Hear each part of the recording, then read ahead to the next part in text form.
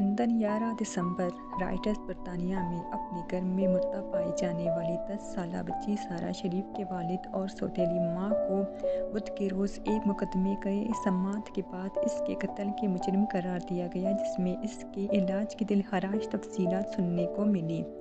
اس کے قتل سے پہلے سارہ شریف اگست 2023 میں لندن کے جنوب مغرب میں واقع کسی واکنگ میں اپنے گھر پر مردہ پائی گئی تھی، جس کے بعد استغاثہ کے مطابق یہ سنگین اور بار بار تشدد کی مہم میں تھی۔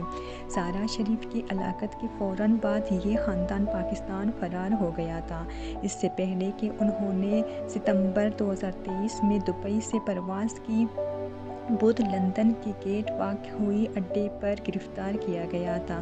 پھر سیکریٹری ہیملن جونز نے مقدمے کی سماعت کے آغاز پر ججوں کو بتایا کہ سارہ کو زخموں کی شدید قسم کا سامنا کرنا پڑا، جس میں جلنے، ٹوٹی ہوئی ہڈیاں اور کاٹنے کے نشانات شامل ہیں۔ سارہ کے والد عرفان شریف 43 اور ان کی اہلیہ 30 سال بینش بطول لندن کے ہاولڈ بیلی عدالت میں ان کے قتل کے الزام میں مقدمہ چلا، جس سے انہوں نے انکار کیا۔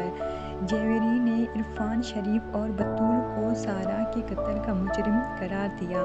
سارہ کے چچا فیصل ملک 29 کو قتل مجرم نہیں بلکہ سارہ کی موت کا سبب بننے یا اس کی اجازت دینے کا قصوروار پایا گیا۔